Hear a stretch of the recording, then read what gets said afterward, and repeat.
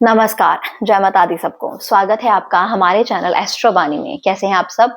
उम्मीद करते हैं कि आप सब ठीक होंगे, खुश होंगे और आशा करते हैं कि आप सभी को हमारी वीडियोस पसंद आ रही होंगी।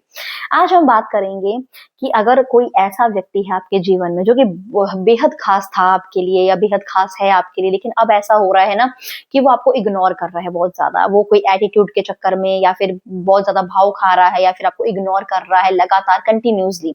तो उसके लिए आप कौन-सा ऐसा उपाय कर सकते हैं कि वही व्यक्ति खुद अब आपके पास दोबारा आए, वही व्यक्ति खुद आकर आपसे बात करे, वही व्यक्ति खुद आकर आपसे सॉरी फील करे, जो भी वो इग्नोर कर रहा है, जो भी वो गुस्सा कर रहा है, जो भी वो मतलब जानबूझकर आपको परेशान कर रहा है या फिर जानबूझकर जिस मर्ज़ी तरीके से आपको इग्नोर कर रहा है और आप चाहते हो कि वो व्यक्ति मुझे बिल्कुल भी इग्नोर ना करे।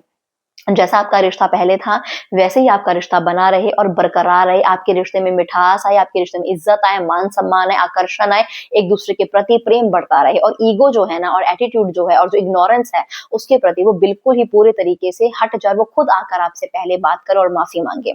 तो उसके लिए आप क्या करना चाहते हैं? आप दोनों अपने रिश्ते को मधुर, मिठास से भरपूर बनाना चाहते हैं, तो आपको करना क्या है? आपको एक टोटका बता रहे हैं जो आपको करना है। अब इसमें आपको शहद का प्रयोग करना होगा, ठीक है? शहद आपको चाहिए है, आपको हरे रंग का कागज चाहिए है, आपको एक चंदन भी चाहिए, आपको इत्र भी चाहिए। तो करना क्या है? आपको हरे रंग का प्लेन पेपर ले लेना है। करना उपाय बुधवार के दिन है, सुबह के समय है।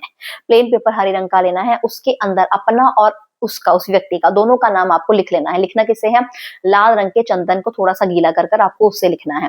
जब आपने एक दूसरे का नाम लिख लिया, उसका भी और अपना भी, उसके बाद आपने क्या करना है कि इस कागज़ के ऊपर जब चंदन सूख जाएगा, तो इस कागज़ के ऊपर गुलाब का इत्र प्रॉपरली तरीके से लगा देना है। जब खुशबू आए, इतना इतना इत्र लगाना कि खुशबू आए पेपर में से, इतना इत्र, गुलाब का इत्र आपको लगा देना है पेपर के ऊपर। उसके बाद पेपर को फोल्ड करके जो शहद की डब्बी होती है, काँच की होनी चाहिए, वो शहद की काँच की डब्बी, उसमें पेपर को पूरी तरीके से भिगो देना है, अंदर तक डुबो देना है। उसके बाद ढक्कन को ऊपर से बंद कर देना है। आपने ये कर लिया, उसके बाद उस जो वो शहद की डब्बी है, उसको एक हाथ में पकड़कर दूसरे हाथ से, जैसे आप बच्चे को प्यार से सहलाते हैं, उसको 3 बार आपने प्यार से सहलाना है इस बोतल को, इस तरीके से।